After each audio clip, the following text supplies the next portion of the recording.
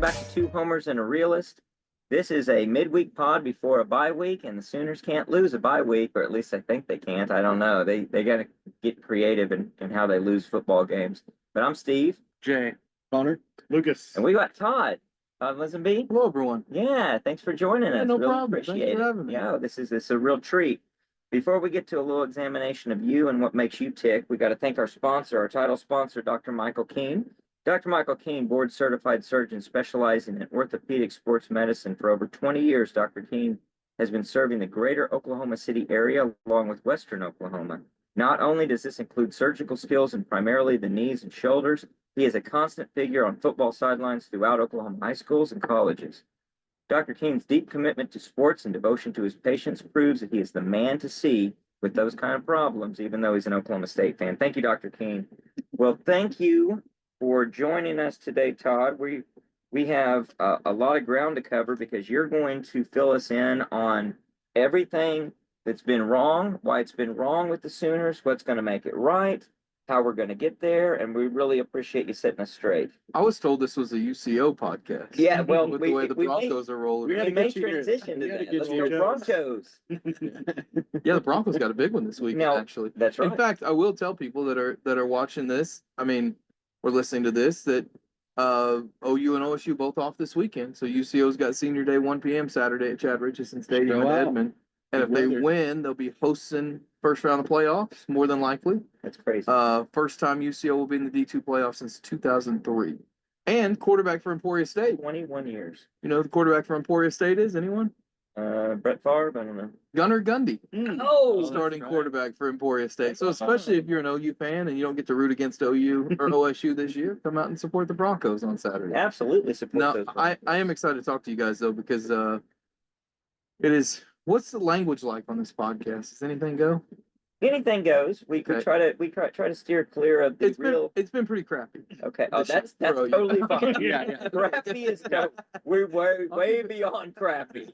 Yeah. I'll keep it a little PC. It's been pretty crappy this year, so It has been crappy. I'm excited to talk to you guys because I love covering UCO, but I don't get to really get in and watch every single OU game live. And so a lot of the reactions that I get are when I get home late Saturday night and I'm scrolling back through Twitter. So I don't get to live it like you guys have this year. So I think I have an interesting view probably because I'm more on the outside. Well, tell us in just general terms, what is that outside view? I wish I wasn't living in a family. Yeah, really. How do you get out? How do you break free? I mean, you go watch the Broncos this Saturday is how you break free. No. They just break my heart too. You don't want that. Actually, you guys might need to stay away. Don't let us come. No, I think the outside view, and I put something on X or whatever we call it now, right after one of the games I did get to watch live was Tennessee. And I had the feeling after that game, like the offensive line's just not going to get it done. You don't have a quarterback that you can trust. I know that Michael Hawkins, like they kind of just said at the end of the Tennessee game, we're going to snap the ball to him. We're going to draw some plays up in the dirt and see if he can run around and make stuff happen. And that's not an offense. And without an offense and without an offensive line to base anything on offensively, I thought they were going to struggle all year. And, you know, honestly, it's one of the few things I've ever gotten right because I said it after that game. At this point, try to be creative, get what you can, lean on your defense. See if you can maybe get lucky and win enough games to get bowl eligible. And, you know, they're Jackson Arnold dropping the ball away from being in that spot right now, you know. So they got that play against Auburn. They got the opposite of that against Missouri. Well, they actually got that against Missouri and then got the opposite. Well, that's true. That's true. So it looks like probably missing a bowl, and it's a really disappointing season, but also from an outsider's view, and I think sometimes fans forget about this, we're in an era of college football where it can flip in 1 year. Right. Both directions. It can flip bad and it can flip bad good again. So I don't think people should be as concerned about, you know, whether this is going to be like a 5-year drought. I think if you have the right people in place, and that's an argument that I'm sure that we'll have and you guys have been having, I think you can turn this around in 1 year. So that's definitely on everybody's mind is how quickly can we turn this around? And can we turn it around with this existing staff? And something we were discussing a lot in the post game. I think it's on everybody's mind, and we're going to continue to discuss it. I'm sure all the way through any changes and decisions that are made all the way up into next season, which will still be, even if you make wholesale changes, which aren't really on the table, like across the board, including Venables, you're probably going to see a lot of people with concerns of can it get turned around right away and what could happen. We did a poll this week. We asked simply on X, should Brent Venables get an additional year? Should he get one more year? And I was a little surprised by the results. It was 66 to 34, yes.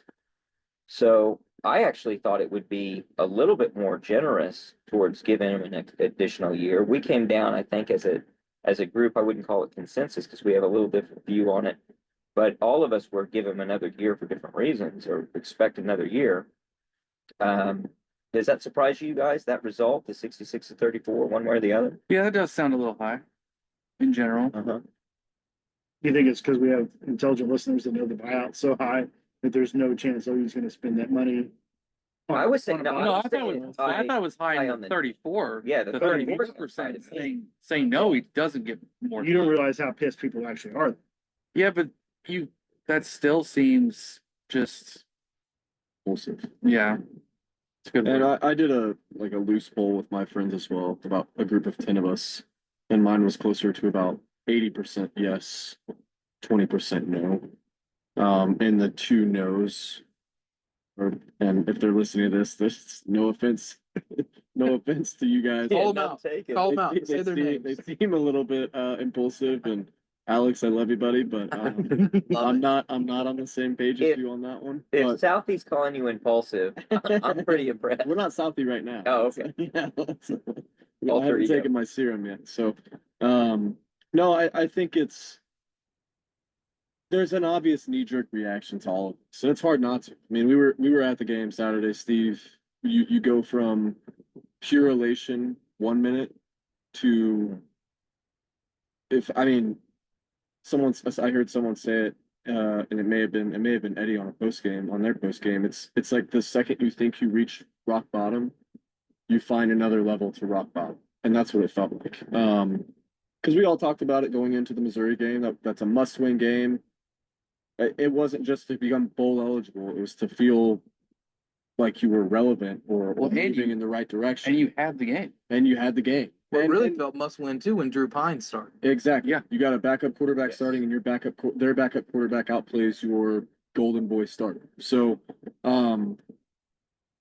all of that being said, and Steve, it's something you and I also said after the game, the way we played, the W was not deserved.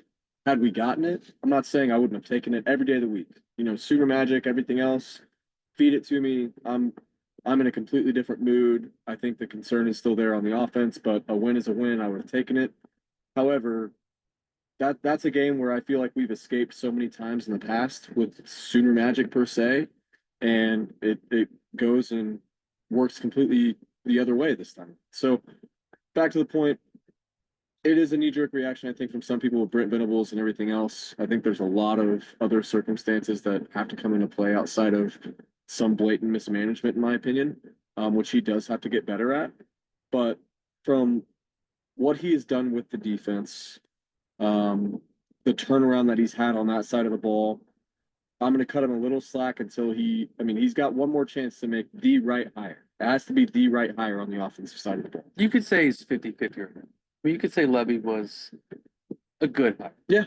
I mean, We didn't like him all very much personally, but it's a but good the only hire. thing I'll say is it felt so much of it was like if Brent comes, we're gonna get Levy, and it was almost too much of a default. It was just like a known fact, and maybe everyone, and was Levy not vetted out?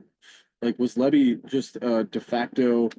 Brent was immediately looking at him right when he found out he was an interest for this job, and it was just a given at that point. Did we not do a good enough search at that point either? I'm not saying Levy's be a step up from anything we have right now. Yeah, but- I got some concern about that too. And I was talking to a guy, had a long drive with a guy I work with who had a big OU fan. So it was a very interesting conversation to get his perspective on all of it. And we did a little bit of a soft rundown on his coaching hires, and it does look a little shoehorned when you look at the Levy hire. it had credentials, but it didn't come with a full staff. It kind of came with piecemeal, and we're keeping these other guys together, and this is just a guy And obvious baggage. and some baggage. And so I would criticize that hire, not so much from the performance angle, but from the fit angle. And I mean that from a couple of standpoints. One, is this the kind of guy who can bring you a fit that you want in terms of everything else you're trying to build as a program? But also, is he complementary to everything else you're trying to do on the field?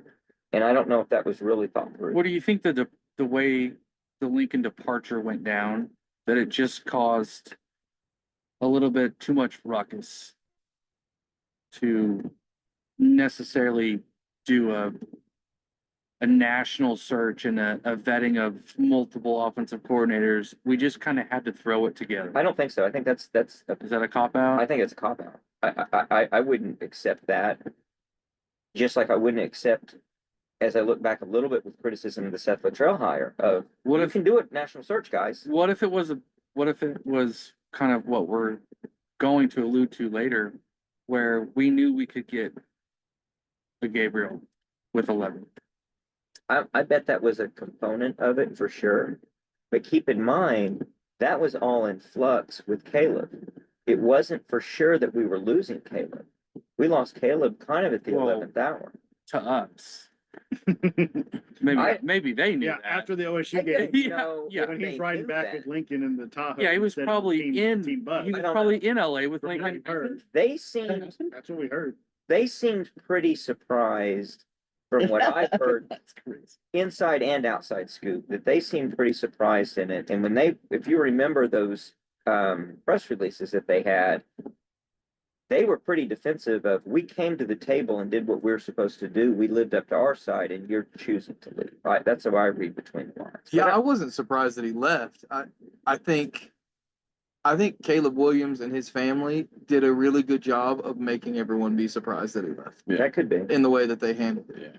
I think the quiet part that not many people are saying out loud that we're learning this year is that it's a lot easier to win with a good offense and a bad defense than the other way around. And especially the SEC is a different Right, right. And I think when you bring in Brent Venables, you brought in a guy who OU's defense had been so bad. You think to get someone in that can put a decent defense out on the field, and he's done that and some. Mhm. But you have to have an offensive staff to be somewhere close to where you were before to play at double-digit win levels, and they just don't. They don't have that. It's weird to say because it was very depressing to watch OU's defense. Like one of the most depressing games I've ever watched, just as a neutral fan. Like you know me, I like when OU wins. I like when OSU wins because it's just more to talk about around here. But as a neutral fan, I like had to hold back vomit watching OU Texas Tech. The Yeah, Patrick Mahomes 2016. Baker. Exactly. I was That just game about to gets bring that up. hyped for what I was just about to bring that up. It was, the Mahomes Baker matchup just happened. And I thought about that too. And everyone celebrates that. And I remember writing that off. I was happy every time we were scoring, but I was so disgusted with how we were just giving it away and we could not hold them at all. I'm like, we don't deserve to win this game. This is not Sooner football. This is nothing to be happy about, guys. That was a 10-win team, right? Yeah. And I'm pretty sure that was Yeah. a 10 or 11-win team. Won the Sugar Bowl. Yeah, yeah. So Well, I think what's so ironic is all we talked about was if Lincoln can get a top if Lincoln can get a top 50 defense, right, we can win some national championships. And we're in the exact same boat on the other side. I feel like if we had a top 50 offense this year, we might be 7-2. and I would argue that getting a top 50 offense, like It's going easier. from 130 to 50 Yeah. is a lot easier in this era of transfer portal than going from 130 to 50 in defense. And Venables deserves credit because they did that in basically 2 years defensively. So I think they can turn it around offensively in 1 year, but this hire is going to be really important. And we were talking about it earlier. I don't know what you're not just going to bring in an offensive coordinator and that's the only staff turnover. Other people are going to leave. Other people are, leave every year anyway, whether you're successful or not. So, what I think obviously recruiting is important. Who you get out of high school is important, but the portal is going to be huge this year for Oklahoma on the offensive side of the ball. And I would argue that the money that they may pay Brent Venables in a buyout would be better spent going to get players. So I think that's a real compelling point. Before we get to that, I want to touch a little bit on just a hypothetical, which may or may not shed a little bit of insight into to where we are. What I was saying was we were 11-2 in 2016. Well, after the bowl game. Yeah, after the ball game. Yeah, You said winning the game. Yeah, think about how bad they were defensively. So bad. If we were in the Big 12 this year, give it a random schedule, what do you think OU's record would be? By the end of the year or currently? End of the year, End of the regular year. season. 6-6, 7-5. I think it's probably an 8-14 because I just don't think the Big 12. I agree with that. 8-4. I don't think there's. I mean, That's there's how some much I really, disrespect the Big there's 12. some really bad Big 12 teams this year. Yeah. I mean, Depends on what you get luck of the draw. schedule-wise, yeah. Yeah. You could be 6-6 and you could be 10-2. I mean, if you got a really lucky schedule. Big 12 is a tough comparison though, because it's been just such a crazy year for the Big 12. I mean, the good teams totally. that we It's thought not were a fair going to be good. Everybody pick the top three or the bottom three. No. And I don't want to use that as like a get out of jail free card for Venables and company. Like you have to own the fact that you're not up to par of where you need to be, flat out. Well, and if you look at the defensive rankings that we've faced so far, on one hand, you could argue the offense hasn't been as terrible as maybe it seems. Like if you were in the Big 12, it wouldn't look the way it looks. Right, We because you faced couldn't get 5 that top pressure. 20 defenses. We've so far. faced 3 top 8 defenses in the country. I mean, Missouri was the worst defense we faced so far, and they're a top 25 defense. I mean, Texas and Tennessee are like 1-2 in the country defense. South Carolina's. Ole Miss is like number 5. South Carolina is like It would 11. have papered over a lot of problems. I mean, it's a significant difference to be playing those versus 50, 60, 70th ranked defenses. Maybe Arnold looks fine. Maybe the offensive line isn't that big of a deal. And Seth I mean, Liddell still has his job. Every week we're playing 2 defensive ends, right? 2 NFL defensive ends, even from subpar teams, so to speak, like a South Carolina or a Missouri. I mean, they still have deep NFL guys on the line. Maybe the bad games look like the Arizona bowl game last year. Right. You get outscored, But you had but chance. your offense is still scoring. But Yeah. this defense is better than last year's. The offensive line is obviously way worse than last year's offensive line, Well- especially in the bowl game because Walter Rouse came back and played. And But even that Power was a came- patchwork offensive line. And Yeah. Arnold Green didn't left, look like he Guyton's was gone. scared, and he was pressing the ball down the field. And Well, the other it's all element just there, so strange. this defense would create so many more opportunities against Big 12 teams that it can't create against SEC teams. And vice which would versa, paper over problems we're creating massive amounts of turnovers on offense. that would That's happen. putting our defense in spots, and the defense is still Still performing coming well. through. So another thing that kind of is close to the papering over, I want to agree with Connor with something he said about the Missouri game and the undeserved W. Had we gotten it, it wouldn't have been earned.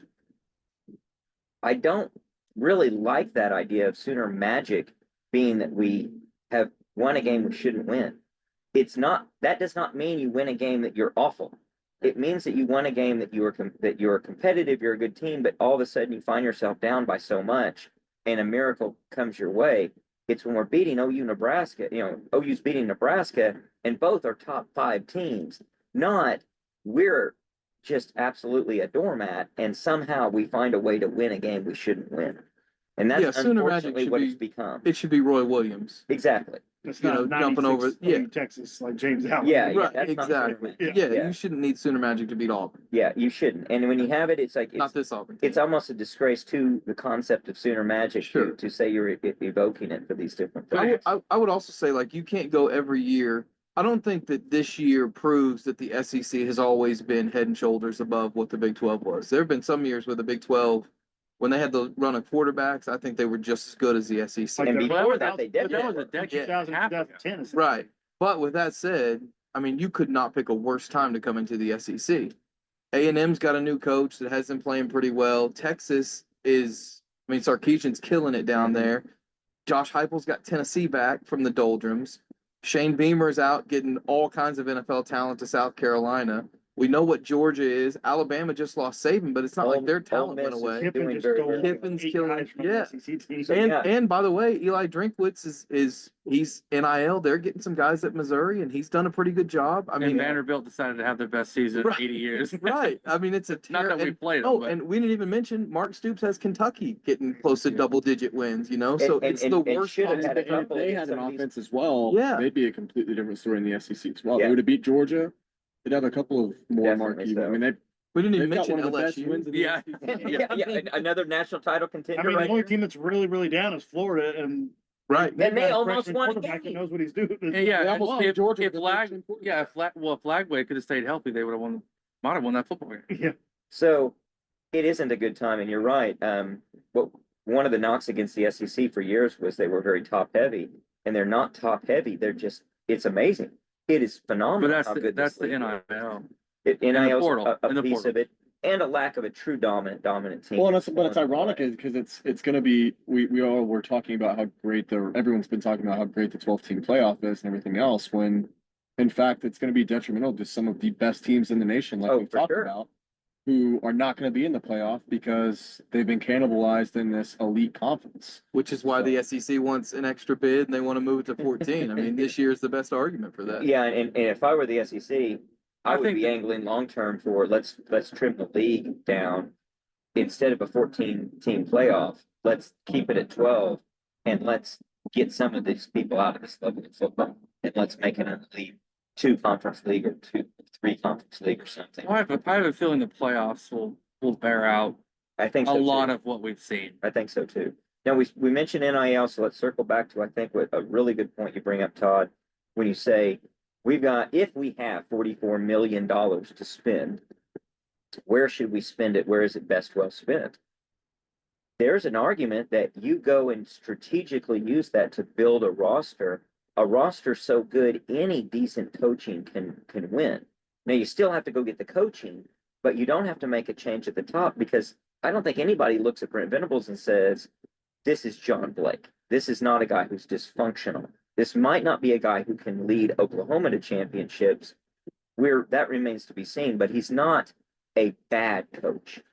So if he can build enough talent around him, is that a route to take? What do you guys think about that idea of spending the $44 million? Do you have faith that they could spend the $44 million in a way that would be good? I mean, they're not going to spend that much money. Yeah, no, yeah, they're not mean, exact. If you could, But if they did, I mean, the 20 rumors million, are it would be right. Missouri and Ole Miss are in What that if they allocate $5 million in that over, 18 to over 20 million. $8 million over 5 years? Which furthers my point, though. Well, If I you think could do we it for spend 20 $8 million. Why spend 44 to Eight Right. more. and not give him one more year? We're talking 8 more. In addition to whatever they're doing, throw 8 more million into the mix every year over the next 5 years. You should build a pretty damn good roster. Who have we Well, we seen can- turn around? But I think we can only do it for one more year. That's why one of the reasons if you're a donor and you've got the money to put in the NIL collective, this is the year to go full Missouri, full Ole Miss on it. What do you Because mean? the 26th season, there's a good chance that's when the revenue sharing kicks in and the money goes to the schools to distribute. Here's my question, and I Well, don't they know. would still. You're not going to have a collective that you're not going to have Right. additional. No, I I mean, don't there's think always that'd going be to be true. additional funds. There'll always be additional. Next year will be the wildest year of what will be the Wild West. Yes. Before they This start portal to tame it a season will little be bit. wild. Yeah. Because then 26 are going to Because- become employees essentially. Is that Yeah, what you're because talking about? That's what everyone they're can, angling for. everyone this next year can spend whatever they Right. want to spend before it's locked down. See, I don't think it'll be locked down. It'll be that's the entirety of the lawsuit that they lost. So if you want to go and spend independently to give them NIL money, there's nothing the school can do to I stop just think that. there'll be more guardrails on it. I think they're hoping to I think know if they're there hoping to can do with it what it was meant to do was, okay, yeah, we're paying you $3 million to play this year. If you go do television commercials, if you get a sponsor over here, that's fine. But you're not getting a collective payout. Well, from I some fund. actually think that would I think there's 2 elements to it. One is the school's version is the school gets to direct where the money goes. And so they actually get it to be more aligned with what they want, including pay for performance. And they get to distribute it more equally, if you will. The NIL that would be in addition to that would be just a bonus to the Heisman Trophy candidate, those type of players, and they can go out and cut any deal they want out in the open market, and there's nothing to stop them from doing that. So Well, I think it's fine that if it's a continues. legit thing. I mean, if Ford wants to pay Right, someone $1 million, that's fine. I just mean but I'm saying it's just more. I don't just think mean the 26 puts a collectives. clamp on anything. Paying the whole offensive line extra 50,000. Yeah, I just don't think the collectives can I just think the pass out money. The collectives roll into the university passing out money. Here's my question though, and I don't know the answer to this. I probably should know, but if Brent Venables goes 6-6 next year and they decide to fire him, what's his buyout then? I think it goes down On a salary. slightly, So like maybe by 35 the, million? maybe by the salary, yeah. So about let's say it's 35 million. So why don't you say to your donors, put in 9 million this year? You're going to pay 44 either way if it Yeah. doesn't work out. Right, win or lose. Give them another year, put in 9 million. Right. Let's Could you use that? Could you use that against Brent? Could you say, listen, you're gonna restructure your contract, and we're gonna put the majority of it into an NIL? I don't see why he'd go for that necessarily. Well, because he also you do have a legacy. You do have some pride. You His do have agent's some. not gonna let him do that. I don't Yeah. think, I don't know. I mean, there may be room Coaches for a Association may not let him do it renegotiation either. on both sides. I don't know if it'd be as drastic. Well, what as if they you're tell you saying. we're not going to do anything? We're going to let you flounder next year. You look like a complete Any- idiot. well, they're not gonna do that though either. So you've just painted, I think, two versions of an extreme where the truth is somewhere in the middle with room for negotiation to go to Brent and say, let's figure out what we're gonna do here to make this work. And if you were playing it strategically, you'd come and say, we've got the 44 million, we're ready to make a move, but we're not wanting to make a move. We put out those statements of support for a reason. But here's what we want to do. And we want a renegotiation in the contract that gives us more generous terms to get rid of you after next year if it doesn't work out. And the benefit to you is we're going to spend this money to help build a roster that is, it should be no So we don't chance have to lose, get rid of so we you. don't have to get rid of you. Yeah. I like that. Well, and I also don't know. First off, I don't know if the number's 44 million.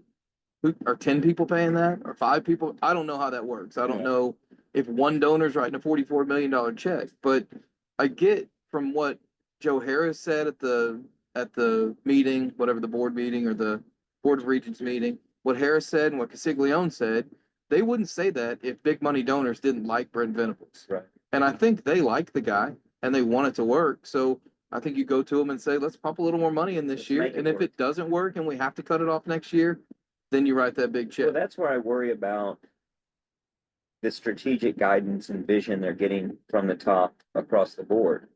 It's got to be a real concerted effort as to what we need to spend, how we need to spend it, and when we need to spend it. It's where Curtis who do we Lofton need- comes into It's play, right? where everybody Yeah. like that comes into play, and you've got to have they need to have some real vision as to what they want to do, because it's not just go throw money around freely and it's going to magically work. Texas A&M is the example of that not working. Well, didn't we get like a GM or ish It's Curtis person? Lofton. No, but didn't we get someone from the Oh, Eagles too? Eagles, yeah. Oh, yeah.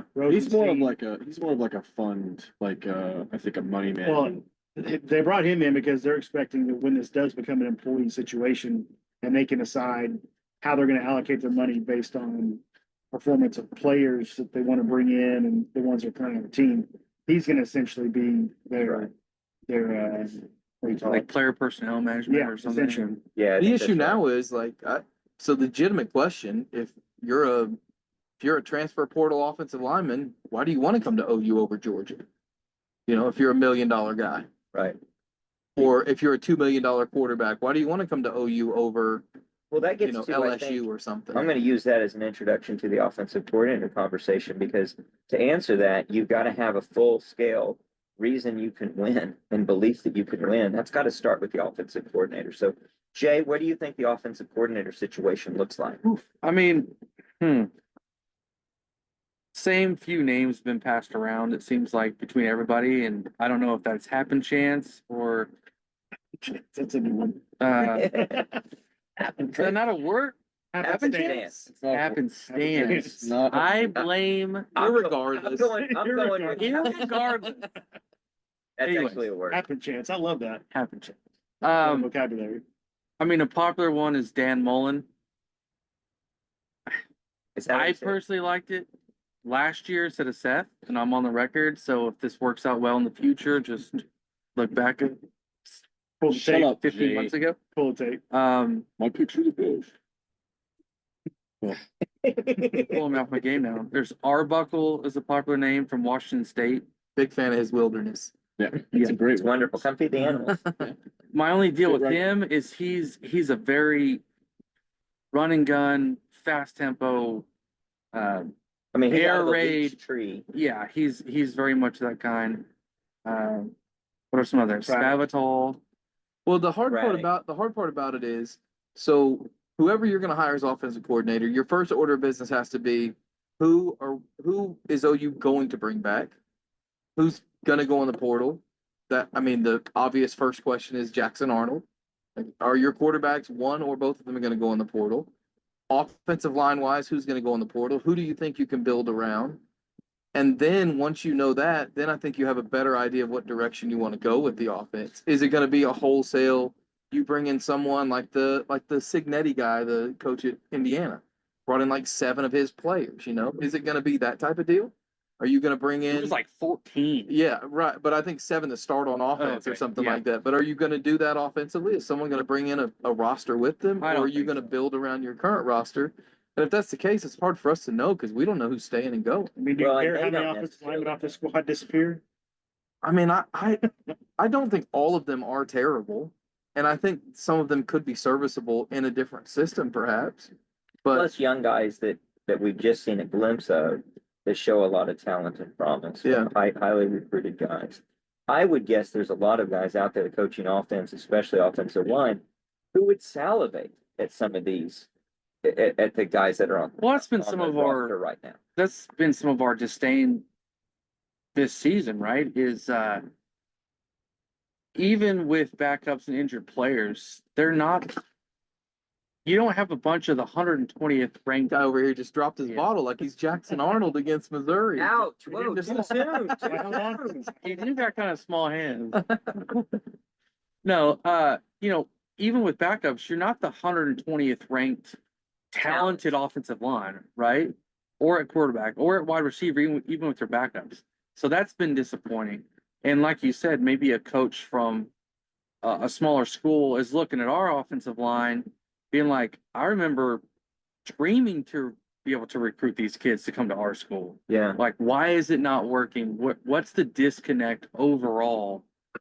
What I would The wanna whole do- dysfunction really doesn't make a whole lot of sense to be Doesn't. completely honest. What's crazy about it is it feels like they built a culture on defense, and the culture on offense is horrible. Yeah. It's a really weird hodgepodge of, okay, you and we're gonna do, and you do your thing, and like, no, there's no coherence to it. Right. It's not a Well, there's unit. there's no no philosophy. Like Burks and Farouk come back, you don't use them. Yeah. You know, the Xavier Robinson thing is just how has he played 2 games this year and gotten 2 snaps in those 2 games? And Well, now that's my biggest complaint. We heard the strong commentary from Harris and Castiglione and what we assumed to be the regents yesterday in support of Brent. But if I could pinpoint a criticism, it's just the mismanagement and the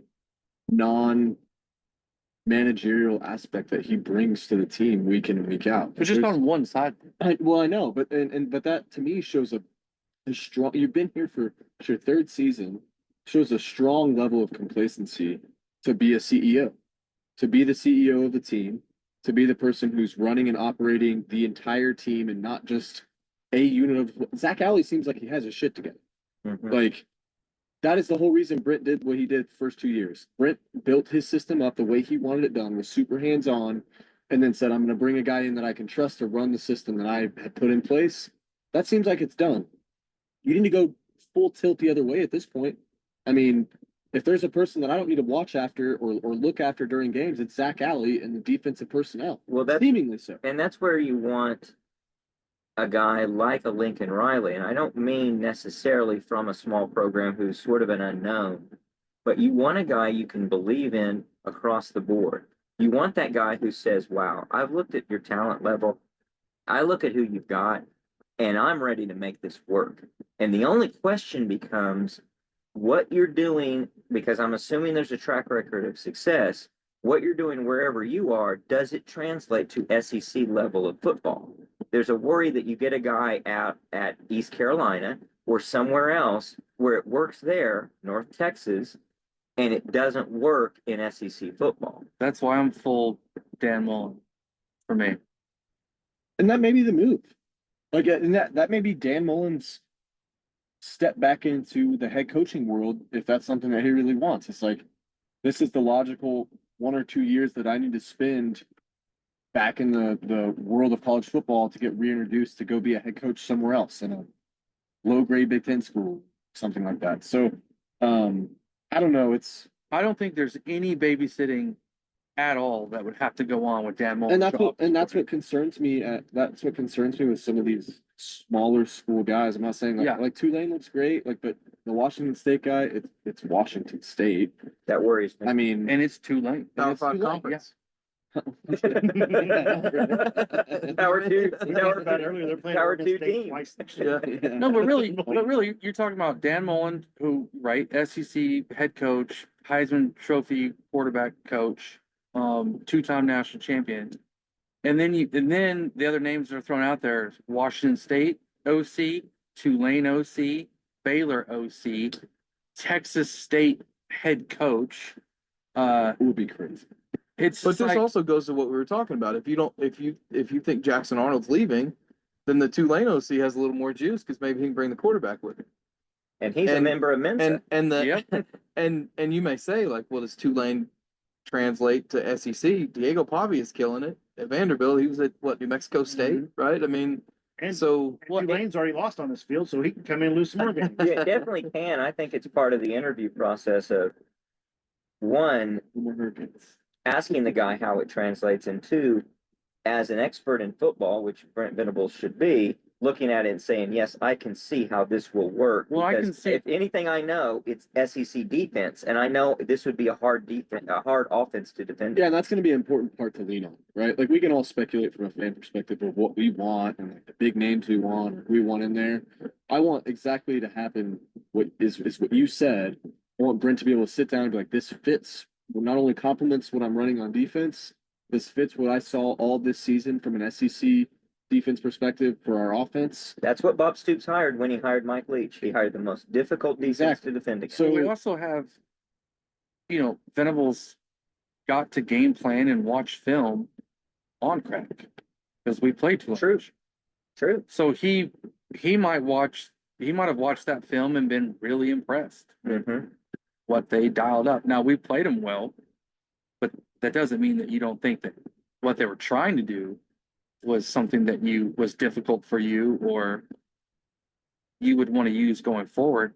And I mean, besides that, you've got all the other connections with him being at Clemson beforehand, and like Todd said, maybe he's, you talked to Mensa, and I would assume that you would leave Tulane to be the starting quarterback at the University of Oklahoma. what year is he? What year is he? I think he's a redshirt freshman. I was gonna say I thought he was a sophomore. So- Maybe I think he's got so with 3 that being more years said, left. You bring in that possibly, right? Which is a pretty decent package, seemingly on paper, or eye test wise. Is it worth losing your 2 top prospect quarterbacks over? Well, I don't know if you lose. I don't know if you lose them both. In fact, I bet you do. well, maybe not. But back to the $8 million question, you might be able to pay them both to be redshirt. I don't think you keep Jackson regardless. No, I don't think you keep Jackson. I think you can talk Hawkins. Because Jackson will get a bag from someone. I think. Probably so. Hawkins might But be the able to bag as might well. be right here. It might Yeah. And let's see what happens. I think Hawkins initially was not expected to play this year, was fine with sitting behind Arnold for 2 seasons, right? Right. So if he sat this Right. He season, had to expect and coming in that. if he has to sit next season and keeps his red shirt, I don't necessarily see that as a problem. From Yeah, what but you've if you bring seen, in what do you Benson, think- he's got 2 or 3 years though. From what you've seen, what Yeah. makes you think Jackson will get a bag anyway? Yeah, he was the Gatorade Player of the Year coming out of high school. Someone was will like a. One of the top 3 quarterbacks, but I mean, after seeing Well, I what don't we've think he's seen gonna this be at year, Ohio State. No, but like he's somewhere still like making money Will at Howard Louisville was or there. something. Louisville I think or- Jackson- Arnold over Will Florida, like, I don't know, not based on what I've seen. Talent wise, I would. I still think Maybe not Jackson holding on to Arnold, football wise. That's kind of enforceable. one way or another, I think Arnold will end up being a very good football. Arnold will go to Ole Miss and He's just kind of ruin our broken. lives next He'll year. go to Oklahoma State and bail Mike Gundy out. Now that would be a story, like legitimately. What's really crazy though is I remember having this conversation with a friend before the season, and we were going through Power 5 schools or Power 4 schools now, and who their starting quarterback was going to be, and like 78% of them or something stupid were guys who weren't on campus the previous year. Yeah. And we both thought before the season, OU and OSU have something. They've got Jackson Arnold and Alan Bowman coming back. Nobody else has that. And both of them have sucked this year. Yeah. It's Good just point. kind of wild how it's worked out. Like, I think the play now is to bring in a portal quarterback nearly every year. Like, if you have to, or get a guy for a couple of Or years at and then least go you get another. can do that. That is Right. an option now. Right. Yeah, if And you are good at what you I think, selection. unfortunately for us, one of the positions, maybe the only position on the football team that I don't know that you can bring in multiple players and click right away is the offensive line. I think there is I some, hope we get away from that. I just don't think want there's that. something to it. Plug and play is exhausting. Yeah, but I just think it's something that these guys need to spend a couple of seasons somewhat together in the same terminology, teamed up sometimes in certain groups and grow that way. Because, Well, what if that is the angle? but like, I don't think you can bring in, we might think we need 4 offensive linemen next year. Right. I don't know if that Maybe it's works. 2. I just Well, don't know what if it that's works. the angle? What if your offensive coordinator in that list of priorities and that all the different criteria, what if it's not, can he bring a quarterback with him, but can he bring a couple of offensive linemen with him and shore up a few loose pieces of that puzzle, bring in a coherent unit, and you tell Jackson Arnold and Michael Hawkins, stick around, guys. One of you's going to redshirt, the other one's going to play, and we're going to be able to protect you. This guy, known protection, really good history of offensive line play and offensive play. Maybe that's the inducement to get those guys to stick around. I don't know the answer to this, but I know it's same opponents next year. Is it same schedule? Like, is Tennessee going to be the first conference game again? That's what I was wondering. I I don't know the know other if day. we know I that. hope that makes it up a little. Yeah, I do too. But if it's the same sort of scheduling as this year, if you bring in 3 or 4 new offensive linemen, they're going to have Kent State, they're going to have Temple, they're going to have Michigan at home, they're going to have Tennessee or maybe or Auburn early And on in that Illinois schedule. Illinois State will be a game probably in November, like Late Maine season. was this year. Mm. But yeah, I mean, you could, I think theoretically, if you get some good portal, you could build that offensive line through the first 4 or 5 games. Well, they'll get a good. I mean, Michigan's week 2 next year, Right. so that's going to be a really strong just taste of where we're at. Pretty much right off. We the bat. also, I'll tell us this, we ought to be careful about how much weight we put on that game. for sure, Because there's 2 Don't know ways what that it could Michigan- don't know be what where we Michigan need to is throw it out. One is Michigan might not be good, for sure. and we might look great, and we need to slow our roll a little bit, or we lose that game and it doesn't really matter because we've got a conference schedule that can save us and we can get to where we want to be in either respect. And you do then potentially have enough time to figure out what you want to do and where you want to be. Well, let's transition to some other questions, a little more Todd centric. So Todd, you went to OU. Tell me That's right. more about going to OU. How did that work? I went to a different OU. I went to OU in Kansas. I went to Ottawa University. Oh. But I played there in 2000. I was actually the 1 year football I played there was OU's national championship year. So when I came home to visit, I just told people I played at OU, and It was not a lie. no, it wasn't a lie. And unless they checked me on it, I just And now you're a big Oklahoma basketball fan. Is that I am. correct? Tell me more about that. I am. So my dad's a basketball coach. So Okay. basketball's always been my first love. And since my dad was a basketball coach, I'm a big numbers guy. Always was a numbers kid. I'm kind of a weird savant with numbers. So 2 plus 2. that's 4. As a kid, I would watch Check that. Make sure that's right. I would watch basketball, and kind of got to remember, I think a lot of us, how we become fans of teams, it's very based on kind of those formative years when we're about 8 to 15 years old. Yeah. And that era for me was the era of Loyola Marymount, Billy Ball, teams getting up and down the court, scoring 100 points. And I just, Henry. yeah, I just fell in love with OU basketball. And also since my dad was a basketball coach, junior high basketball coach at the time, he didn't make any money. So we couldn't afford to go to OU football games, but we could afford to go to OU basketball games. So I became a much bigger OU basketball fan. Every year, like my Christmas present was all college tournament tickets, and we'd go to the Myriad, We the incomparable Myriad. Yeah. See, I even remember the all college stuff. Well, and Irv Wagner playing the spoons there. that's right. That's right. Yeah. Yep. I went one year, got to meet Abe Lemons when they honored him there at the Myriad. But so great turn. I always kind of lived and died more with OU basketball, and I rooted for OU football. I certainly enjoyed it when I was a freshman in college because so many of the guys I played football with were from Texas or that year from Florida and were Florida State or Miami fans. So I enjoyed, being an Oklahoma fan that year. And like I said, I never really root for OU to lose. I sometimes find the conversations fascinating when they do lose, just to see how people react to it because it's something rare. And in a weird way, this is going to sound crazy, but this season has made me very nostalgic because it reminds me a lot of 96, 97, 98 when I was in high school, like some of those doldrum years for OU. And I keep hearing younger fans go, oh, it can't get any worse than this. And I'm like, yeah, it can actually. I've lived through it. It does get worse than this. So, I don't live and die with OU football like I do OU basketball. That's good insight. Well, let me ask you your opinion of Porter Moser and the Oklahoma Sooners. Where do you think that's headed? Where they picked 15th, I think, preseason in the SEC out of 16 teams. Yes, that's correct. Who was number 16? It's a great question. I don't know the answer to it. They really suck. Whoever that is. I'm not a huge What's fan. nice is seeing OU transfers go and thrive at places like Kentucky. Well, yeah, like Los Usan is playing at Houston, right? I mean, Usan's at Houston. Yeah. What's the guy at Kentucky? Big dude.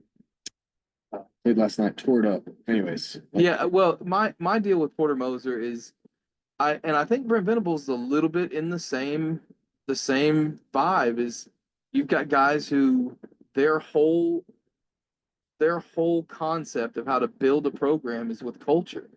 And I just don't know how you build culture in an era where every year you have 5 new starters. Yeah. And college basketball is even worse than college football.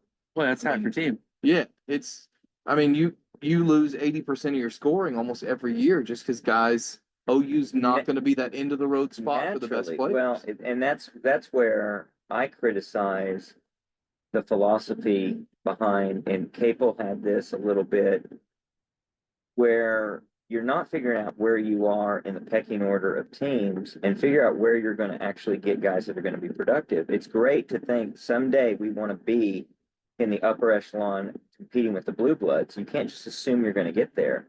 And we get infatuated with McDonald's All-Americans and the high recruited guys. And there's going to be one of two ways that goes. Either the guy doesn't pan out or the guy is going to leave if he does pan. And sometimes they don't pan out and they leave and then they go pan out somewhere else and they're bigger. And that to me is not sustainable. That worries me for sure. You've got to figure out, I'd rather put together a product on the court that is playing towards a philosophy that can win, whatever that is, and win enough games, get into the tournament, and build progressively year after year. That's what Billy Tubbs did. He did it relatively quickly. That's what Kelvin Sampson did. That's more the trajectory of what you need to do. You've got a money ball. You got to money ball it. You really do. Legitimately, I mean, you think about a low market or what would be considered a small market college basketball team with OU. You've got to, I mean, and the turnover you're going to have, like you said, Todd. I mean, and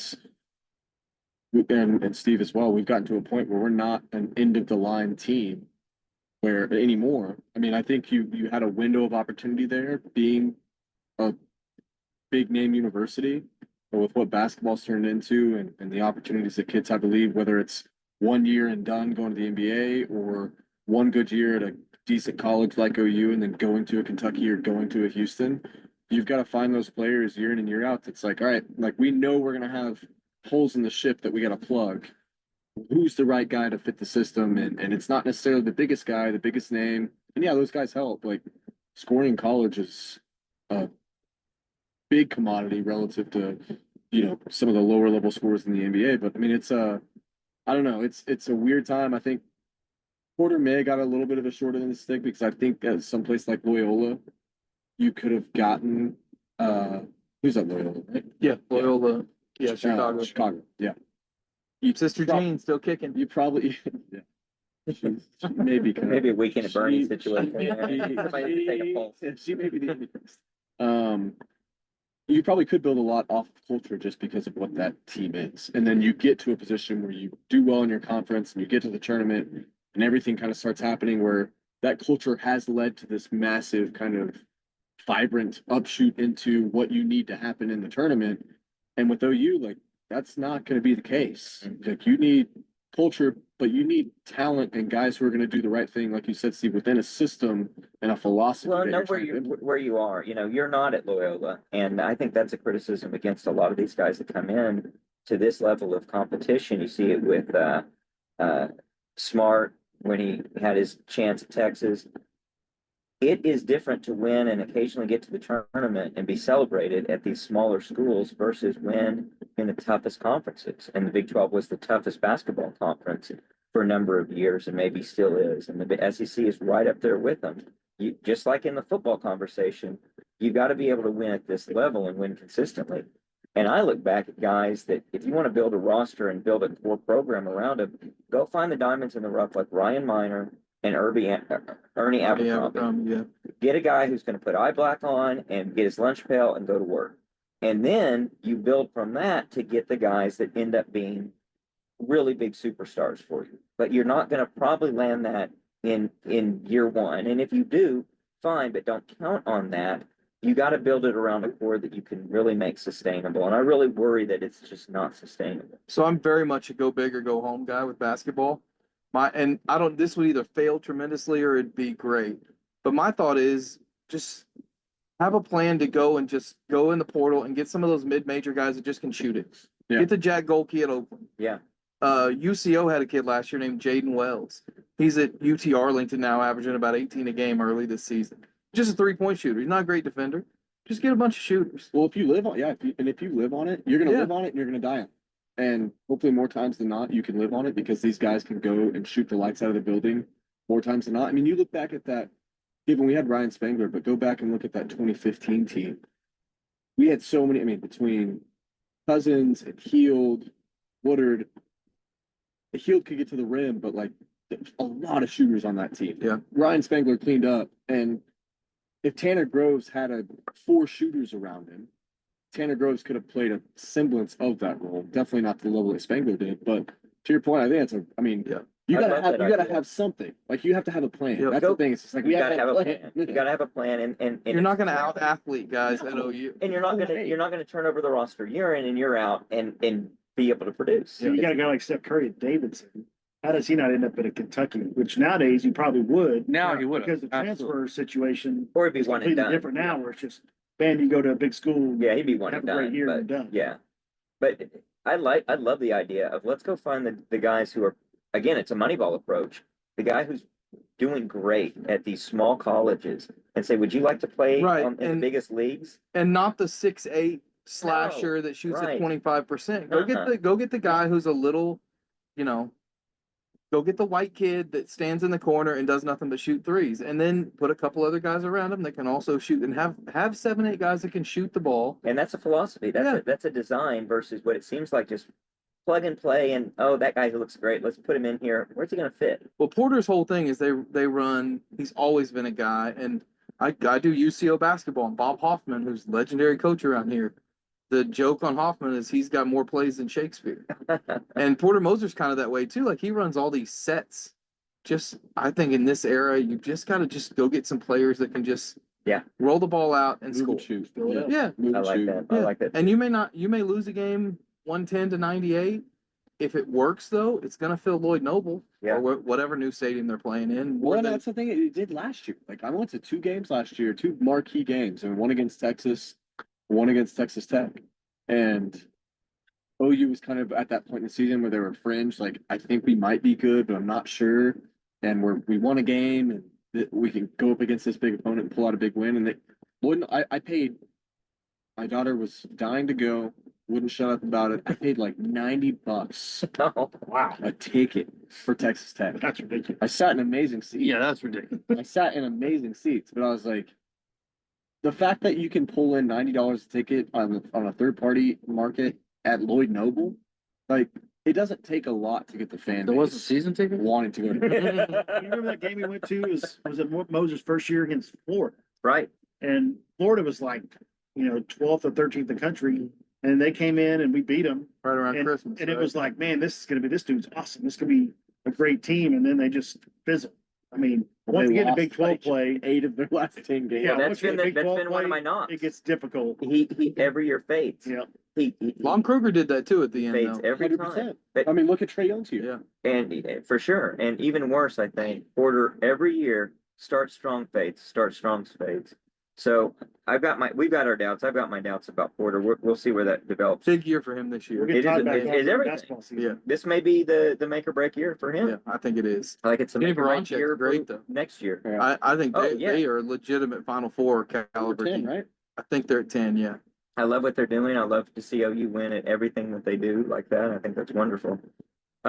We make a lot of predictions on this pod. We're about to transition into some predictions, so you better get your prediction Okay, hat let's on. do it. Before we do that, I want to talk real briefly about USC and their newest development, which is apparently they broke some rules and they've got a set of recruiting violations that roll all the way up to the head coach. At least that's the article that I read is they're going to hold him responsible like everyone. $50,000 fine, kind of a slap on the wrist, not a lot of anything. My They were not worry, recruiting. They had some of the They had additional analyst coaches. coaching. Yeah. On the field. oh, illegal contact. Yeah. Yeah. Well, they're not supposed to be. 8 of them. Oh, you're right. It wasn't recruiting. It was it was during coaching. Lincoln's tenure. I thought it was before. Nope. No, it was 22 and 22, 23. 23. I think we're the, yeah.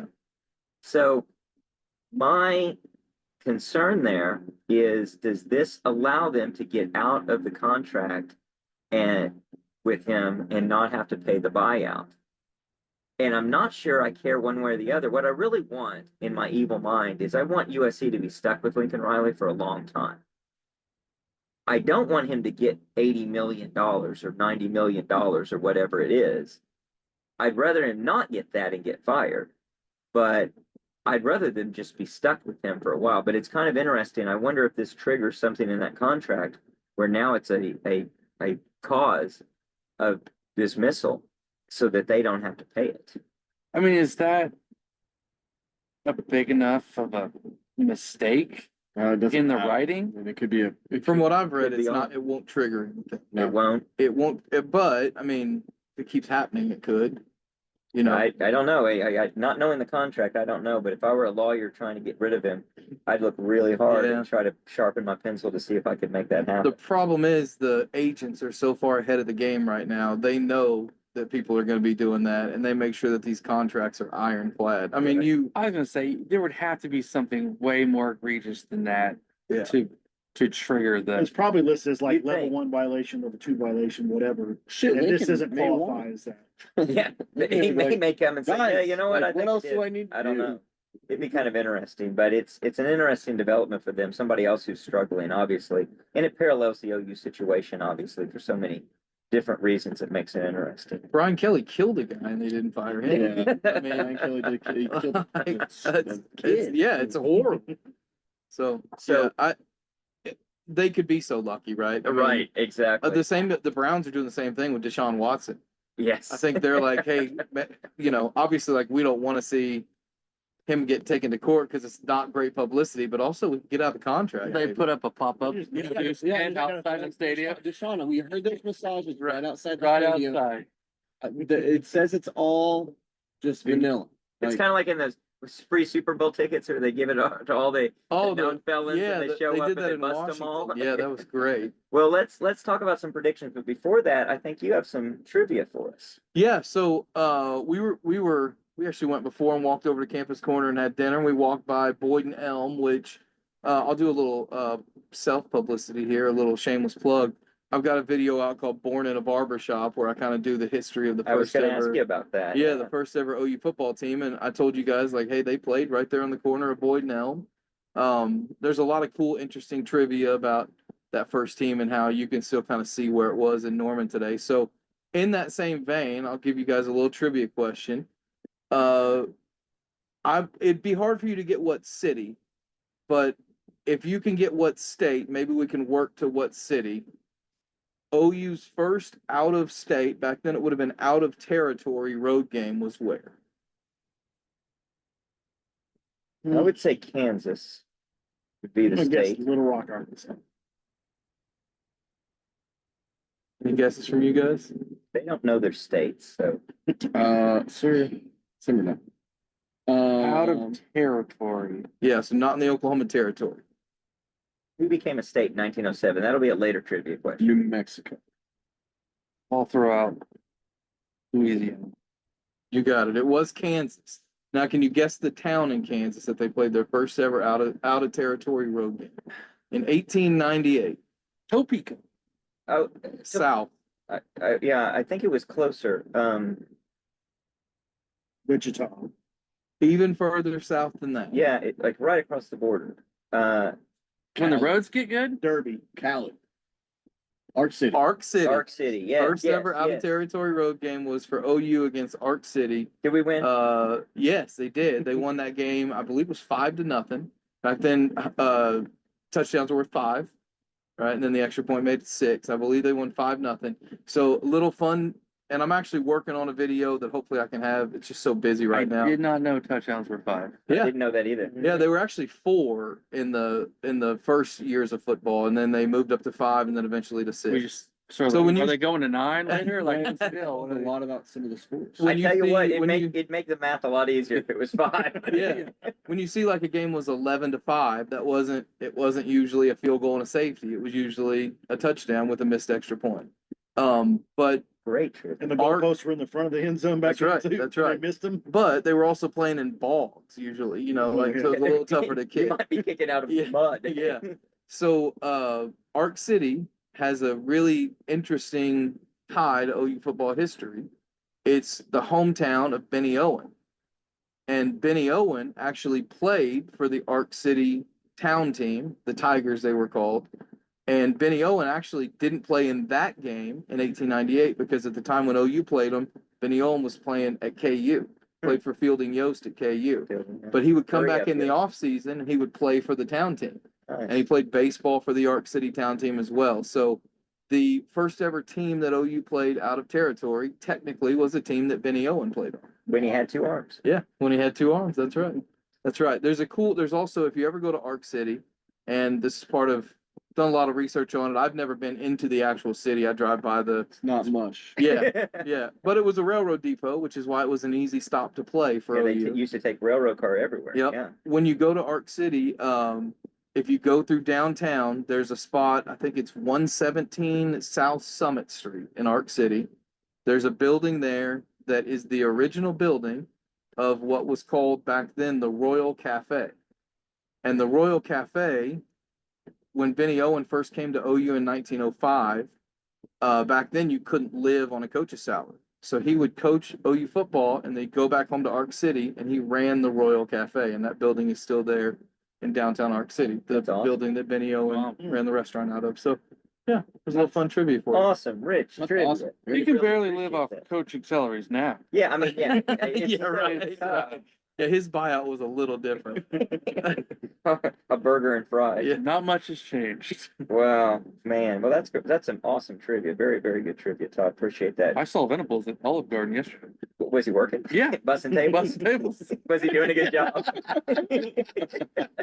He was great, but the guy bringing out the order was all messed up. Yeah, it was, oh, The guy passing the plates wasn't very good, but Yeah. man, the bus boy ball busboy was was great. awesome. Well, we like to do a lot of predictions, and one of the predictions we like to do is locks of the week. The Realist Deal Locks of the Week. And locks of the week are brought to you by 5 Star Concrete. David and Josh, a local business servicing the metro area, from patios, sidewalks, driveways, shops, and more. Call them or text them at 405-306-3014, or look them up on Facebook, 5 Star Concrete. So Todd, if you have any concrete needs whatsoever, we can attest to the power of their concrete. It does that concrete thing. It's really good. They're very, very good. you might get to see the concrete Friday night. That's right. Yeah, Luke- He's gonna be out of town. Oh, you're not Oh, gonna go to yeah, the come to fight? game. I got Blanchard football Friday. Oh, okay. I've had a pretty lucky run this year. I got Blanchard, who's 9-1. I got UCO, who's 9-1. I've been pretty lucky with the teams I Way get to more call fun games watching Good their for football you. games. Yes. We're gonna have to start What is following that you around. like? Well, we have a guest picker, and Todd's gonna give us some picks as well. So we're gonna have all kinds of picks to go So in. we got 6 picks going against. We got the all kinds of listener lock of the yeah. week. Well, Dang. that means that we're Bad. only one of us has a chance. I'll lead us off. I've got the UCO Broncos. No, I should, but you don't want that. No, Yeah, you don't- no, I don't want anyone to. Do they put spreads out? So there's not a technical spread. The Massey ratings, like we talked about, you can go online, and I think UCO, according to Massey ratings, is like a 3.5-point favorite. Nice. Which, interestingly enough, you can compare D2 schools and D1 schools, right? And UCO on a neutral field before OU played Maine, UCO would have been a 3.5-point favorite over Maine as well. Wow. So I'm not saying they would have beat them, They but might be a 3.5-point favorite over OU at this So point. UCO might have been up 7-0 as well. yeah, I think they might have been.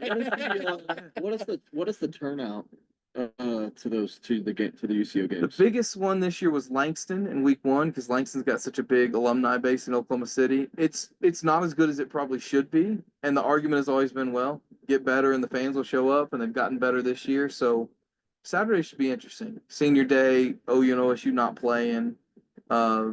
It's just hard to get students really involved at UCO because it still is a little bit of a commuter school. Mhm. So it's just hard to get them to buy in, but it's better than it's been, especially in the student section. I would this year. imagine it's gonna grow with this. I mean, that's exciting for the Oh, yeah. community. That's for sure.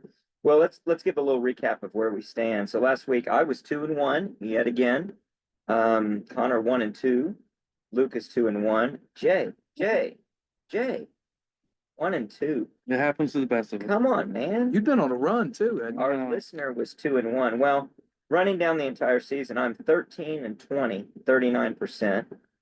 Connor is 14-18-1, 44%. Lucas 15-16-2. So we're adding a win as we go down the list, 48%. Jay, you just can't be like the rest of us, can you? 23-10 for 70% winning. That's even better than our listeners. Our listeners as a whole are 20-13 for 61%. We're just above 50% at 65, 64, and 3 as a team. Sorry, Jay. Todd's wife's not here, so he's gonna go 0-3. That's right. My wife has been doing my picks for me in my little competition. She's been doing pretty well. Well, we should have brought her on the pod. I'll start us off. I've got South Alabama getting 7 points against Louisiana, the Raging Cajuns. I've got Coastal Carolina getting 8.5 against Marshall. And I've got the LSU Tigers giving 4.5 against the lowly Florida Gators. Connor, what do you have? I have. Do you throw a dart, or do you really know about this Coastal Carolina Marshall game? Let me tell you something. I could go on and on about the Coastal Carolina. Marshall Okay, game. all right. If you're not following that, I don't know what to do. I've got Illinois giving 2.5 against Michigan State, trying to get back on the Illini train. See what happens there. Going back to our old friend James Madison, giving 3 against Old Dominion. And I am going to be one of the guys taking the BYU Cougars at night in Provo against Kansas, giving 2.5 points. All right. Lucas, what do you have? I also have BYU. It's 2.5 against Kansas. But unfortunately, it's one of those that jumps out at you, so you know it's probably the other side. And Kansas did screw me last week, so it's probably bad to go against it, but I'm gonna go BYU. Well, they announced a lot of guys going on a mission trip, but maybe that didn't factor. That makes sense. I've got Houston +1 against Arizona. That's a Friday night game, I believe. And then I'm gonna go with the sorry ass Texas Longhorns -13.5 against Arkansas. Be fine if they lose it though. Hey, what do you have? Well, I got kind of bored just picking the games normally, so I kind of went with a theme this week. I'm going to go with teams with backup quarterbacks. All right. Well, every team has a backup quarterback. Starting a backup quarterback. I'm going to take Nebraska +8.5 at USC. It's +9 now. +9? It's +9. All right, on I'll take the ESPN. 9. USC starting a different quarterback. Holgerson. calling the plays the first time. Maybe USC doesn't know what's coming at them. That's what I'm going with there. And Lincoln's never faced a Dan Holgerson team. No, he has no idea. I'm going to take, USC has a backup quarterback playing too. yeah, that's what I'm saying. Oh, you're taking against. Okay. Yeah. Gotcha. South Carolina minus 12.5 against Missouri. I don't think Missouri's quarterback's coming back. Even if he does, we suck and Missouri sucks worse. And South Carolina's pretty good. And I'm taking Georgia minus 8.5 against Tennessee because I don't think Nico's playing. No, I don't think he's. And I don't- Georgia should start their backup. And I don't- Because Beck's- I don't see how Tennessee's going to score. Well, those are some interesting picks. Now, our listener is Joe, and he's got some similar picks. Now, you said 12.5 for South Well, Carolina. He has South Carolina giving 11.5 to Mizzou. So if you can find the 11.5 line, you can get that one too. I know he got his off ESPN. I went off the sheet. So let me see. Let me see I what bet you ESPN's can got. get. I bet you can get 11.5. We haven't made our entries yet in our when we actually put the money on the line. He's got now. This is a little different. He's got Arkansas getting 13.5 against Texas. Well, head to head. Let me give you some color on these picks. Defense is too much for the Missouri Tigers, but in the Arkansas-Texas game, getting almost 2 touchdowns at home in a rivalry game. He calls that a rivalry. I think that's a one-sided rivalry. Now, it is a rivalry for Arkansas. I don't think it's a rivalry for Texas. But Well, the rivalry card worked out pretty well for Missouri last week. yeah, sure. If you can just invoke did. that, you get a get out of jail free card. And he's got BYU giving. I'm going to be generous and give him the 2.5 instead of 3 against Kansas. He says night game in Provo should be too much for the Jayhawks. Everybody knows that the Jayhawk is a mythical daylight bird, not able to play in the dark. It's not like They turned to dust. an owl. It's tough to hunt in the dark. It's tough to hunt. It's tough to What were hunt. we saying on South Carolina game? 11.5. As of now, which is roughly, 10 hours later, it's 13 on ESPN. I'm going to give you both 12.5. Okay. And sorry, Joe. All right. Well, what do you got there, Todd? All right, since we had Veterans Day earlier this week, I've got to go with the Navy midshipmen. Oh, Navy. Yep, +7 against Tulane, who we've talked Mm. about. I would pick Army, but they're off this week. Army's been killing it this year. Army's who I did my dynasty with on the college football game. Nice. Love running the triple option. We won the 2030 national championship. No big deal. Let's go. I'm gonna go with SMU -19 against Boston College.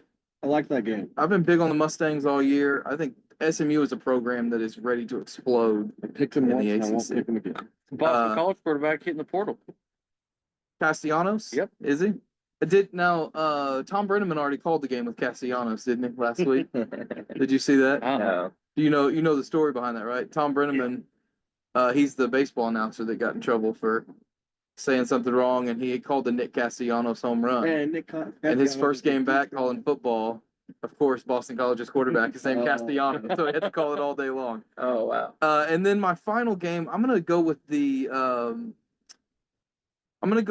cross country travel hurting the team in one of those ACC matchups. So give me, I think the line was 9, Cal -9 against Syracuse. I like that one too. I almost picked it. I like where you're going with that. That's like 4 times. That at Syracuse? At Cal. That's a Oh, ton go with of, Cal that's a to bunch cover. of Yeah, time. That's a bunch. That's all the Time time. is Yeah, that game and too, that's is the that? far end of a time zone too. It's not like right on the border. They're on the far eastern edge. Yeah, that's a noon start out west as well. So That's tough. yeah, It's like a 9 a.m. Somebody should football be doing game that for analysis. Syracuse. Yeah, it honestly, it's a horrible weekend of games. yeah, it's not Especially if great. Nico doesn't play, because that was the big game on the board. Is that the game of the week? I mean, probably so, just looking at it. I mean, I think there was only 2 top 25 matchups this weekend. BYU Kansas might be the second biggest game on the board, I think it was truthfully. Missouri and South Carolina and Georgia, Tennessee. I think. We have Mike Tyson back in the boxing rings. Well, LSU's at Florida. That's another. Yeah. I don't know if LSU might lose in that one, but and I guess that's a big game. So no, it's a horrible weekend. It is a bad All the week. more reason to go see the UCO Broncos. That's right. What are you guys waiting for? Yeah, Saturday, we got- 1 p.m. What's the ticket cost for the walk-up? $15, I think. $15? Plenty of parking? Oh, yeah. Nice. Good concessions? Oh, yeah. What's the Yeah. halftime show like? It's a band. Traditional stuff? Now, let me ask you, when you're sitting in the stands, do they blare you with music so you can't even keep your thoughts together? UCO has a live DJ. Is it good? Yeah, I mean, yeah. It's, Okay, it's is it not too loud? unpleasant. It's not too I don't loud. think it's unpleasant, but I mean, Do they do it's gonna tickets for sound real, tickets? it's gonna sound real uppity, but I'm never in the stands. I'm always in the press box. Oh my God. You're eating your That's caviar. I want to give a right. shout out to my guy Lane Grantham. He was, I think, Yeah. a 4-year starter at UCO. And I think he was an All-American his senior year, if I recall. I think he was, yeah. So it's a friend of mine's son. Did a heck of a job. There's a lot of really good Oklahoma talent at UCO. I think Well, there's a lot of Oklahoma talent in general, Yeah. and they don't find their way to one of the others, and so they stay at home at a great school. what's crazy is UCO's the third biggest school in the state. Yeah. Oh, it's a bigger real than big school. Tulsa. Yeah. And then you have now all of the state championship games are there. Mm-hmm, I mean, this year the 8-man's even there. mm-hmm. So, you know, all those people get to come in and see the facilities. They've got a couple kids from Bixby. That's a good way to build a program at the D2 No level. kidding. Now, the spelling of Broncos, Mm-hmm. the Bronchos. Yeah, it's the French spelling with the H. Mm-hmm. This is actually kind of funny. I did a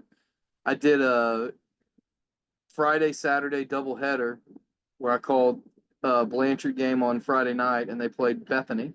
Bethany has Broncos with the H. So it was the Blanchard Lions versus the Bethany Broncos. And then the next day I went to Lions. Joplin. Yeah, the next day I went to Joplin and it was against Missouri Southern. And it was the UCO Broncos against the Missouri Southern Lions. So I did Lions versus Broncos 2 weeks in a row. So, what is the going with the French spelling? Is there a history there? That you know of? I mean, I'm sure there is. I just know that was always what it was and they just never changed it. I think it's pretty cool because it's something that is different and unique, and you have to look into it to figure out what's going on. And people see it, go like, wait a second, that's not right.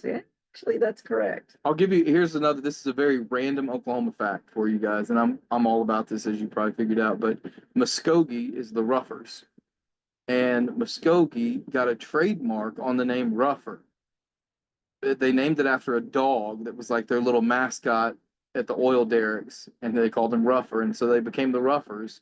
And so because of that trademark, there is no other sports team in America named the Ruffers other than Cool. Muskogee High School. That's very cool. Yeah. That's a Good cool for them. name and a good history too. Yeah, for sure. Roughnecks and all that. It What year makes did sense. Central State become UCO? I think it would have been 90s? It's in the 90s. early 90s, Early maybe 90s, 91, yeah. Were 92, they the something like that. Broncos Yeah. as well? when they Yeah. were- Yeah. They've always been the Muskogee could Broncos. probably trademark the name the Methers if they wanted to. I bet they'd definitely be the only. That's- Hey, they're the #1 team in 6A2 this year. Probably going to win another state championship. Muskogee. Yeah. Who was the They kid? got a we really good from quarterback. Muskogee that we thought was going to be incredible. He was a wide receiver. Well, they had the All-state guy. Jameel Owens? Owens. Yep. Yeah. Thought he was going to be incredible. And then they had the Stacy, I can't think of his name, the D McGee? line, Stacy McGee, the D lineman as well. They were both called a couple of their games in high school. It's a good team. So we also like to make a prop bet of the week. Usually it's about the upcoming OU game, but we obviously don't have an I got OU them game. not losing this week. I You never know what know. can happen in practice. That Could might find be an a way. injury. So, Jay, what is the prop bet of the week? All right, prop bet of the week. OU had 4 lost fumbles against Missouri. 6 total, 4 lost. In the SEC schedule for this week, there are only 4 games of SEC versus SEC. You got Texas, Arkansas, LSU, Florida, Missouri, South Carolina, Tennessee, Georgia. Over under. Will there be 5 lost fumbles Five. combined? 5.5 or 4.5? What are you doing? I think 4.5. 's a 4.5 good number. 4.5 lost fumbles. in all 4 conference games From all combined. 8 teams combined. Yeah. I'm So going to go under. Connor says over. Yes. I say over. Jay, Under. what do you say, Tom? I'll go over. Not forced or lost, but You like said under? actual You said no. Actual lost fumbles. Lost not fumbles. not fumbles forced, fumbles lost. Yeah, I Wow. think over as well. Yeah, But it's a good number though. it is a pretty good And number. the fact that you even have to think about it tells you how bad it was last Yes. week. So bad. Losing 4 fumbles. Is it the second time we've done that? There was another game didn't we have 6 fumbles earlier in the season in a single game? How many fumbles against We Tennessee? had a few against Tennessee, at least a couple. Well, Three for turnovers, sure. not fumbles. We had interceptions. There was a game we had that many against Tennessee. fumbles. But I don't think we ended up losing 4. No, yeah, Embarrassing. that was Yeah, ridiculous. it's embarrassing. It's awful. Was it home when Tatum fumbled? And we lost 2 against It was South Carolina. South Carolina. Yeah. South Carolina, we lost 2 against South Carolina. Did it say how many we have? Almost lost. It is crazy. I mean, even for some of the good things Jackson Arnold's done, just the times that he's fumbled the ball when, Or his interceptions. yeah, and a lot of them are just like the one that just blows my mind. The quick change turnover fumble at the 5-yard line against Tennessee, terrible fumble, but like that was one of those happen. Right. But the lateral on the RPO where like that That's out of can't happen. sorts. Yeah. Yeah, the one against Missouri at the end of the game, that cannot happen. It's just They're all backbreaking. yeah. And Yeah. it reminds me of another quarterback that is similar in a lot of respects is Landry Jones, who had a lot of really head scratching turnovers at the wrong time, pick sixes and different stuff that just really cost you. Just another headspace. Yeah, I don't know what it All-time leading is. passer at OU. That's Randy right. Jones. Yeah. Give Did you Jackson guys see the credit. stat No, about that's The not so great, pretty darn good, but I think we take Landry Jones today.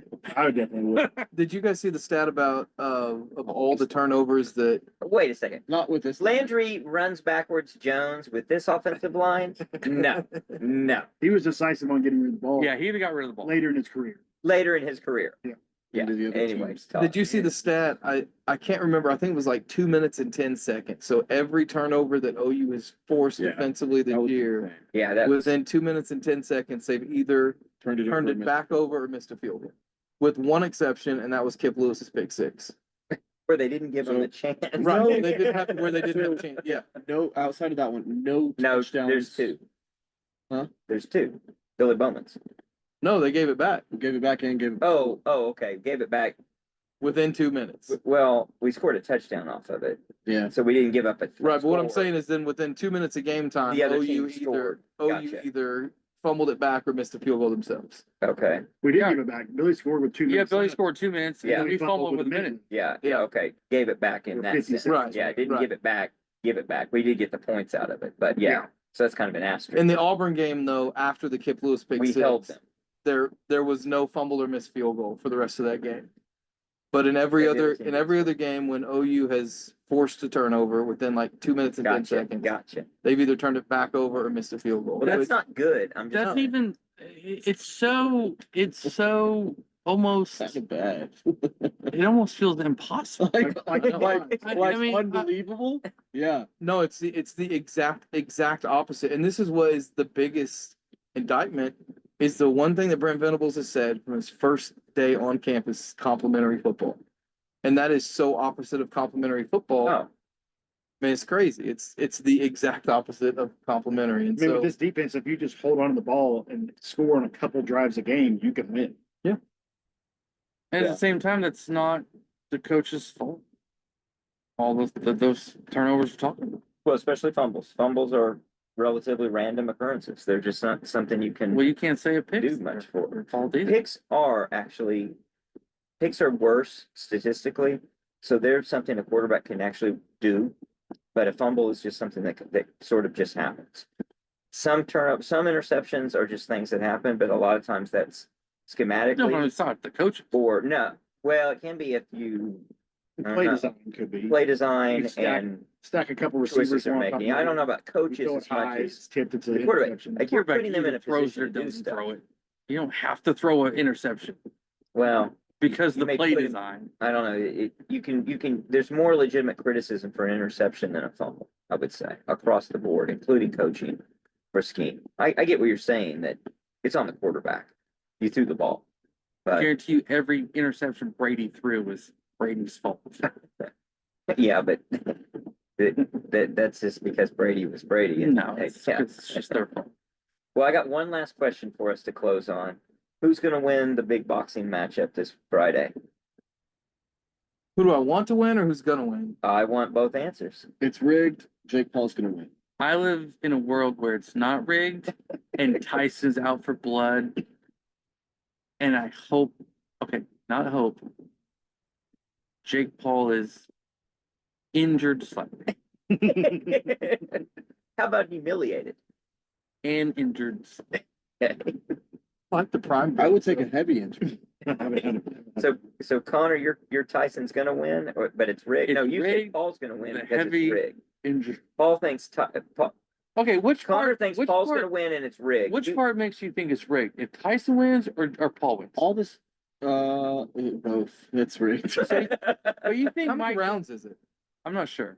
But you think Mike Tyson, his last bout on this planet, is going to be a rigged loss to Jake Paul? Maybe he doesn't know. It's gonna be a decision Good point. at the end. And this is gonna be an actual boxing match because we watched the Roy Jones versus Mike Tyson. They had these rules about you couldn't knock the other guy out or something. It was more like a sparring match. It wasn't. Yeah, this is legit This is an boxing actual rules. boxing Yeah. match.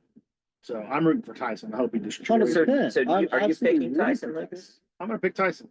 You know, it's crazy to me growing up in the '90s that Tyson is like this sympathetic figure now. No He was kidding. such a terrible human back then. Yeah, But he has done a little bit of a turn. he has Well, done a turn. Well, before CTE will do that. Well, I'm gonna go with Tyson. I think the I'm hangover. gonna be The hangover completely for that. agnostic on the rigged, not rigged, but I'm going with Tyson. Rigged. So Todd, what do you think? I'm gonna go with Tyson as a hopeful pick. So you want it, and you think it's gonna Yeah, I'm happen? gonna go with that. Well, it's going to be interesting to see. It's kind of the state of where we are in boxing, though, that it's not getting more publicity. I don't think it's a very big. And it's gonna be on Matchup Netflix anymore. I mean, there's millions and millions of How people. much with does it Netflix. cost? It's It's just free nothing on additional. Netflix. It's just on Netflix. It's not like the old days where you had to pay Yeah, this isn't $50 pay-per-view. This to is go do just it. have Yeah. Netflix and you So can my watch it. 4-year-old son's getting an introduction to his first boxing match. Yeah, that's right. on Friday night. Well, I hope there's no ear biting. So I hope there's all What's of the wild? What's wild is I remember when my dad coached basketball and he coached it back then. It was Hillsdale. Now it's Randall University. right. Yep. And he had a kid that was from Cincinnati, and we rented at our house and had all the team over, and we watched Tyson Buster Douglas. Oh yeah. And that was back when you had to like go get the box from Cox Cable Oh yeah. to set it up and watch it. But it's Remember how wild we knew now about that the you OU can just. pay-per-view games. Yeah, That was yeah. crazy. That's was- wild now that you can just go on Netflix. The and kids watch today, they don't know how They easy don't they've know. got it. That's it. for They sure. don't know. Well, thanks Those to you, kids. Todd, for being on the pod. Yeah, Thanks, Todd. excited. Thanks to Dr. Kiehn for his sponsorship, and we're going to be back with another midweek pod You gotta leading come back, into Todd. the You gotta come Alabama back. game. You got to come back, Todd. I and will, talk for to us. sure. It's too good.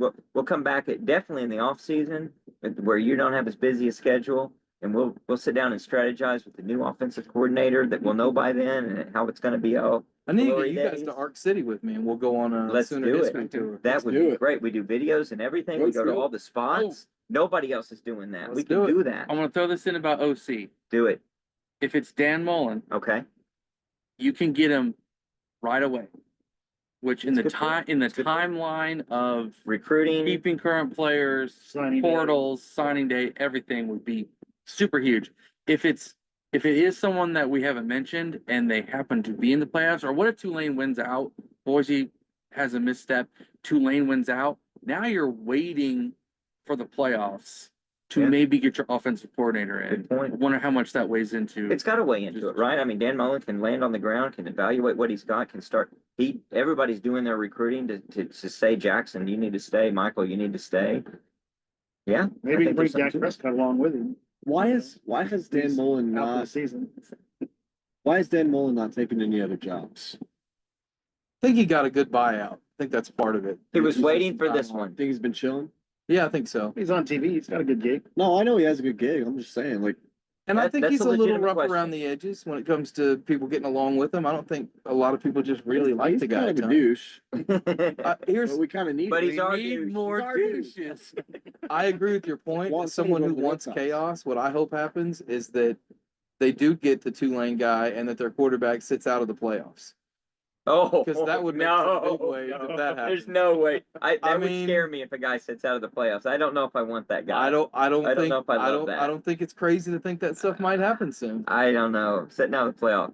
I don't know. Well, you wouldn't want him to get hurt if he was going to be OU's quarterback, Well, would you? what I want versus what he probably should do, but I want a guy who wants to compete and thinks he can win. He So wants to compete in Norman. there you go. I like it. He's got his priorities set. Well, we'll be back with all of that. Until then, Boomer. Sooner.